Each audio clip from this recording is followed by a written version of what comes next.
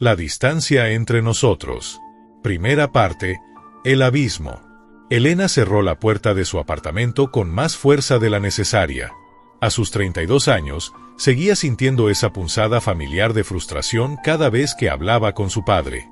La llamada telefónica de esa tarde había sido especialmente tensa, él criticando sus decisiones profesionales, ella defendiéndose con mordacidad, ambos colgando sin un verdadero adiós. Roberto, su padre, dejó el teléfono sobre la mesa de su casa en las afueras de la ciudad y miró por la ventana hacia el jardín que había cultivado durante años. A sus 64 años, no entendía cómo la relación con su hija había llegado a ese punto. Recordaba cuando Elena era pequeña, cuando lo miraba como si fuera un héroe. ¿Dónde se había roto todo? La historia de su distanciamiento no tenía un momento específico, sino que había sido una acumulación de pequeñas heridas. Roberto era un hombre de la vieja escuela, ingeniero retirado, obsesionado con la disciplina y el orden. Creía que el amor se demostraba proveyendo, planificando, corrigiendo. Elena, por su parte, había crecido sintiendo que nunca era suficiente para él, que cada logro venía acompañado de un pero o una sugerencia de mejora. Cuando Elena decidió dejar su trabajo estable en una firma de arquitectura para abrir su propio estudio de diseño sostenible, Roberto no lo apoyó. Irresponsable, la había llamado. Soñadora sin pies en la tierra. Esas palabras habían cavado un foso aún más profundo entre ellos. Ahora se hablaban una vez al mes, conversaciones superficiales llenas de silencios incómodos. Lo que ninguno sabía era que el destino estaba a punto de convertirse en su maestro más implacable. Segunda parte, la tormenta. 3 semanas después, Elena recibió una llamada que cambiaría todo. Era un miércoles por la tarde, y estaba revisando planos en su estudio cuando el teléfono vibró. Número desconocido. Casi no contestó.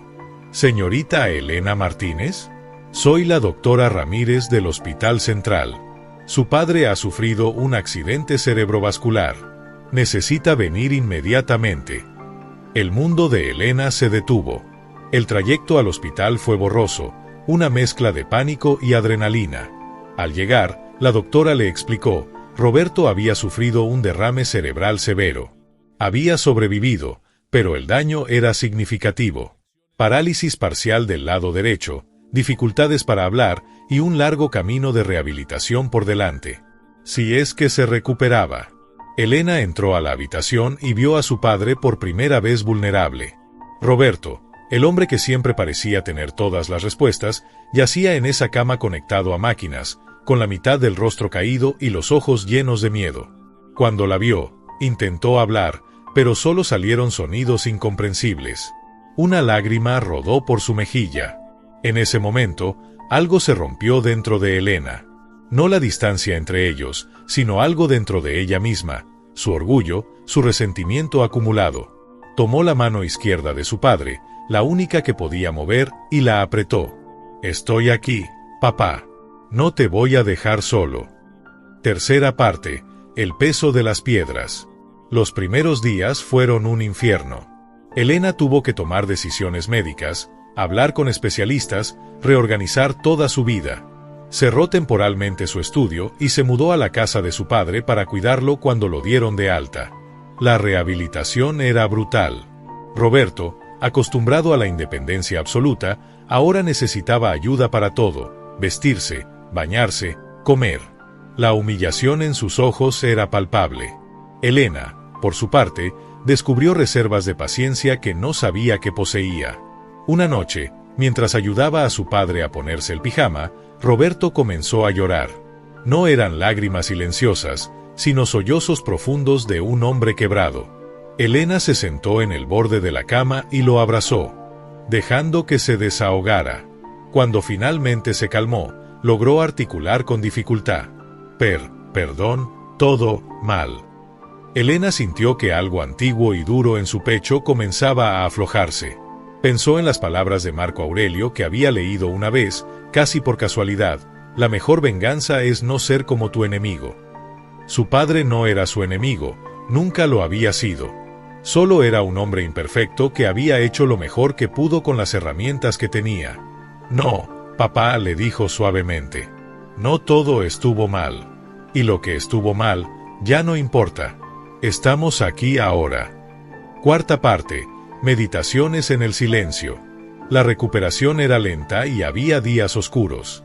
Una tarde, mientras Roberto dormitaba después de una sesión particularmente agotadora de fisioterapia, Elena encontró un libro viejo en el estudio de su padre. Era una edición gastada de Meditaciones de Marco Aurelio. Dentro, descubrió notas al margen escritas con la letra de su padre, algunas fechadas de décadas atrás. Una nota en particular llamó su atención, escrita junto a una reflexión sobre la paternidad. ¿Cómo le enseño a Elena a ser fuerte sin romperla? Temo fallar en esto más que en nada. Elena sintió un nudo en la garganta. Su padre había estado luchando con sus propias dudas todo ese tiempo. No era el monolito de certeza que ella había imaginado. Era solo un hombre tratando de navegar las aguas turbulentas de ser padre sin un mapa. Comenzó a leer el libro cada noche. Una frase resonó especialmente con ella. Cuando te levantes por la mañana, piensa en el precioso privilegio que es estar vivo, respirar, pensar, disfrutar, amar. Su padre estaba vivo. Tenía otra oportunidad. Ambos la tenían. Empezó a leerle pasajes a Roberto durante sus sesiones de rehabilitación. Al principio, él solo escuchaba, su expresión indescifrable. Pero gradualmente, Elena notó cambios sutiles, un parpadeo de reconocimiento, un intento de sonrisa cuando ella leía algo particularmente resonante. Un día, mientras Elena leía sobre aceptar lo que no podemos controlar, Roberto levantó su mano izquierda y señaló el libro, luego a él mismo. Elena entendió. Él también estaba aprendiendo a aceptar su nueva realidad. Quinta parte. La forja. Pasaron meses. La casa que antes había sido un monumento al orden perfecto de Roberto se transformó en un espacio de vida real. Medicinas en la mesa, equipos de rehabilitación en la sala, platos sin lavar ocasionalmente. Elena aprendió a soltar su necesidad de control, y Roberto aprendió a recibir ayuda con gratitud en lugar de vergüenza. La terapia del habla progresaba lentamente. Las primeras palabras claras de Roberto fueron, gracias, hija. Elena lloró. Pero no todo era progreso lineal. Hubo retrocesos, frustraciones, noches donde ambos querían rendirse. Una noche particularmente difícil, después de que Roberto sufriera una caída intentando caminar solo, ambos estaban al límite. ¿Por qué? Logró decir Roberto con esfuerzo. ¿Por qué tú quedas? Elena lo miró a los ojos. Porque eres mi padre. Y porque el estoicismo que tanto admiras enseña que hacemos lo correcto no porque sea fácil, sino porque es lo correcto. Tú te quedaste conmigo cuando era bebé y no podía hacer nada por mí misma. Ahora es mi turno. Roberto cerró los ojos, nuevas lágrimas rodando por su rostro. Pero esta vez, Elena vio que no eran lágrimas de desesperación, sino de algo diferente: aceptación, gratitud, amor. Sexta parte. Conversaciones pendientes. A medida que el habla de Roberto mejoraba, comenzaron a tener conversaciones que habían evitado durante años.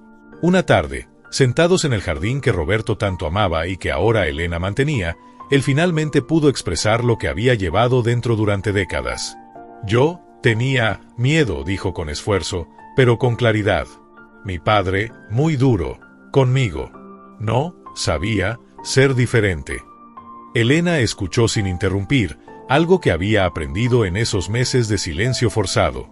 Quería que fueras fuerte. Mundo difícil. Pero yo, demasiado duro. Lo siento tanto. Papá, respondió Elena, tomando su mano. Yo también lo siento. Estaba tan ocupada sintiéndome herida que nunca me detuve a pensar que tú también estabas luchando con tus propios demonios. Marco Aurelio dice que debemos ver a las personas no como enemigos, sino como seres que actúan desde su propia ignorancia. Ambos estábamos ignorantes, cada uno a su manera. Roberto asintió, una sonrisa torcida pero genuina en su rostro. Libro, ayuda mucho. ¿Sabes qué más dice? Continuó Elena. Dice que cada día es una oportunidad para empezar de nuevo. Que el pasado no define el presente si elegimos actuar diferente ahora. Intento, cada día, dijo Roberto. Yo también, papá. Yo también. Séptima parte. La transformación. Un año después del derrame, Roberto podía caminar con bastón y su habla, aunque todavía lenta, era comprensible. Pero los cambios más profundos no eran físicos. Elena había aprendido a ver la vulnerabilidad no como debilidad, sino como la única forma verdadera de conexión.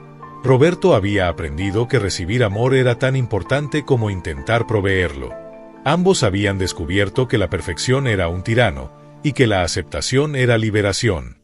Una tarde, Elena le mostró los planos de un nuevo proyecto, un centro comunitario de diseño sostenible. Roberto los estudió con su única mano funcional, sus ojos brillando con orgullo genuino. «Es hermoso», dijo. «Tú sabías mejor que yo. Siempre». «No se trata de quien sabía mejor, papá. Se trata de que cada uno tiene su propio camino. Tú tenías el tuyo, yo tengo el mío. Pero podemos caminar juntos sin que nuestros caminos sean idénticos». Roberto asintió. «Marco Aurelio, ¿qué dice sobre esto?». Elena sonrió y recitó de memoria: «Todo lo que escuchamos es una opinión, no un hecho. Todo lo que vemos es una perspectiva, no la verdad». «Sabio hombre», murmuró Roberto. «Sí», concordó Elena. «Y tú también estás aprendiendo esa sabiduría». Octava parte. El regalo del presente. Los meses siguientes trajeron más sanación. Elena reabrió su estudio, pero ahora con un equilibrio diferente. Roberto se involucró a su manera, ofreciendo su experiencia de ingeniería cuando ella la necesitaba, pero sin imponer. Desarrollaron rituales nuevos, desayunos los domingos donde hablaban de todo y nada, caminatas lentas por el jardín, lecturas vespertinas de meditaciones. A veces, Roberto compartía memorias de la infancia de Elena que ella había olvidado, momentos de ternura que se habían perdido en el resentimiento acumulado. «¿Recuerdas cuando construimos Casa del Árbol?», preguntó Roberto un día. Elena sonrió. Había olvidado eso. Tenía 7 años, y su padre había pasado semanas construyendo con ella una pequeña casa en el roble del jardín. Recordó cómo él le había dejado clavar algunos clavos, aunque estuvieran torcidos, y cómo habían pintado juntos las paredes de su color favorito, morado brillante. «La recuerdo», dijo. «¿Por qué paramos de hacer cosas así?». Roberto se quedó pensativo. «Yo me preocupé mucho por prepararte para futuro. Olvidé disfrutar presente». «Otra lección estoica», observó Elena. «Estar plenamente presente en el momento. No en el pasado que no podemos cambiar ni en el futuro que no podemos controlar». «Sí, pero ahora, presente contigo, es bueno».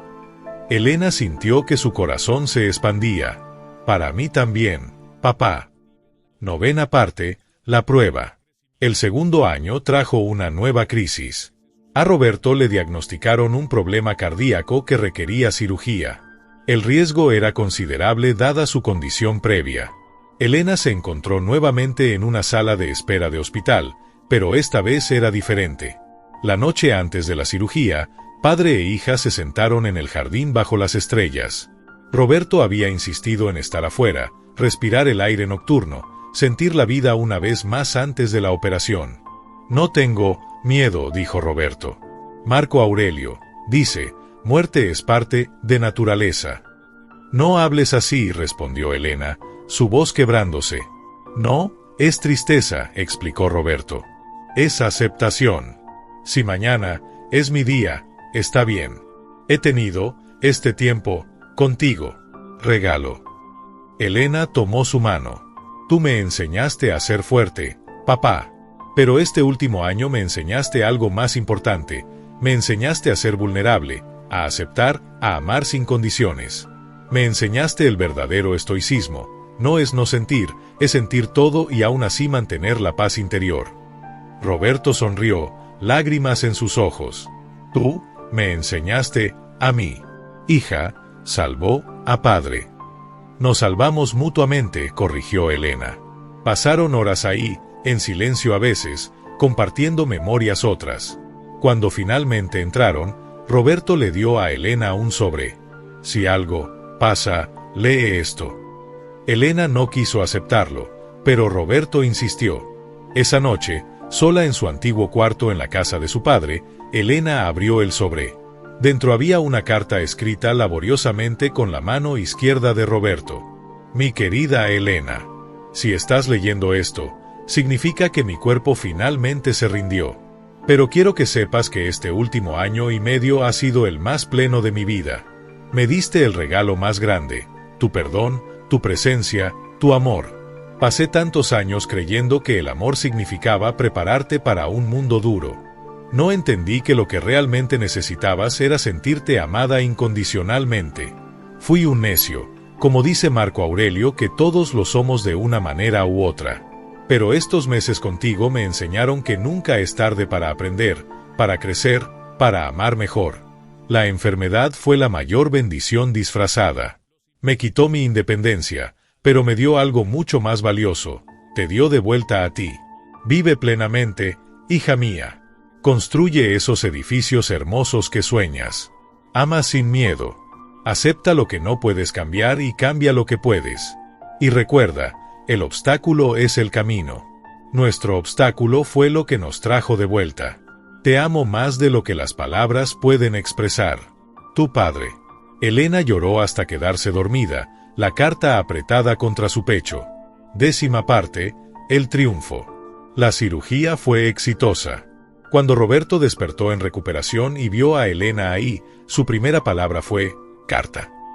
No la necesité, dijo Elena, sonriendo a través de las lágrimas.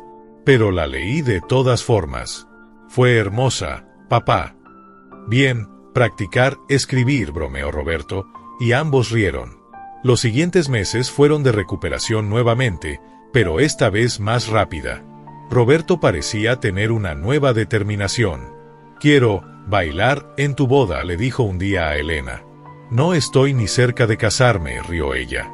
Entonces, tengo tiempo, practicar, respondió con un guiño. Epílogo, la sabiduría del camino. 3 años después del derrame inicial, Elena inauguró su centro comunitario de diseño sostenible. Era un edificio hermoso que integraba naturaleza y arquitectura de formas innovadoras. En la ceremonia de apertura, pidió a su padre que cortara la cinta inaugural. Roberto, ahora con 70 años, caminaba todavía con ligera cojera pero sin bastón. Su habla era casi normal. Se paró frente a la multitud reunida y habló. Mi hija me enseñó algo que yo no pude enseñarle cuando era pequeña. Me enseñó que la fortaleza real no viene de nunca caer, sino de levantarse cada vez que caes. No viene de no necesitar ayuda, sino de tener la humildad de aceptarla. Y no viene de la perfección, sino de la aceptación de nuestra imperfección. Hizo una pausa, emocionado. Marco Aurelio escribió que el impedimento a la acción hace avanzar la acción, que lo que se interpone en el camino se convierte en el camino. Mi enfermedad se interpuso entre nosotros y nuestras vidas normales, pero esa enfermedad se convirtió en el puente que nos reconectó. Elena subió al estrado y abrazó a su padre. Esto, dijo señalando el edificio, no es solo un centro de diseño. Es un monumento a la segunda oportunidad. Es una prueba de que nunca es tarde para reconstruir lo que pensábamos que estaba destruido. Mi padre y yo estábamos rotos. Ahora estamos enteros, no a pesar de nuestras cicatrices, sino a través de ellas.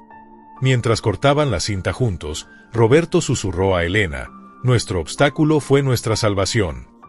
Y nuestro camino sigue, respondió Elena. Años después, cuando le preguntaban sobre ese periodo transformador de su vida, Elena siempre compartía la misma reflexión. La gente piensa que el estoicismo es sobre no sentir, sobre ser una roca inmovible. Pero Marco Aurelio nos enseñó algo diferente. Se trata de sentir profundamente pero no ser gobernado por esos sentimientos.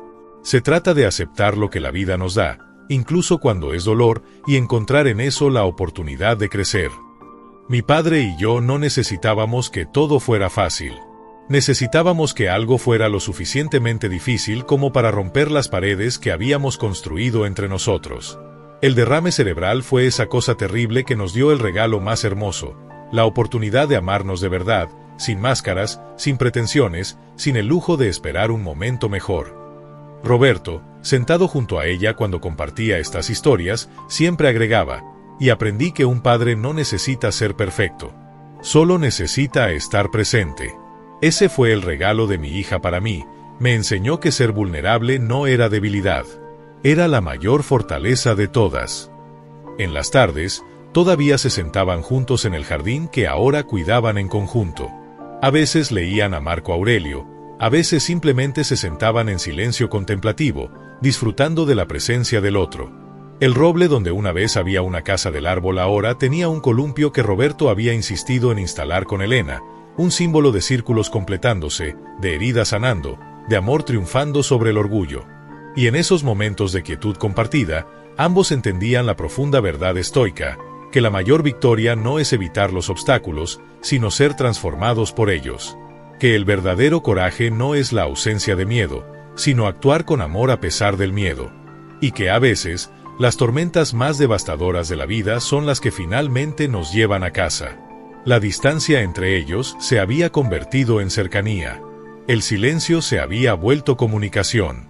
Y el dolor se había transformado en la sabiduría más profunda, que nunca es demasiado tarde para amar, para perdonar, para empezar de nuevo. Como escribió Marco Aurelio, deshazte de la impresión y te has salvado, ¿y quién te impide deshacerte de ella? Elena y Roberto habían encontrado su salvación al deshacerse de las impresiones falsas que tenían el uno del otro, al ver más allá del dolor hacia la humanidad compartida, al elegir el amor sobre el resentimiento, la presencia sobre el orgullo.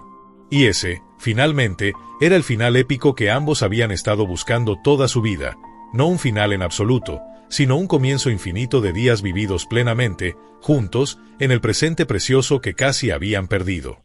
¿Te interesa el estoicismo, el crecimiento personal y las historias de vida? Entonces suscríbete y activa la campanita para no perderte ningún video. Y no olvides seguirnos en todas nuestras redes sociales para estar conectado con nuestra comunidad. Únete a la familia de Historias Estoicas.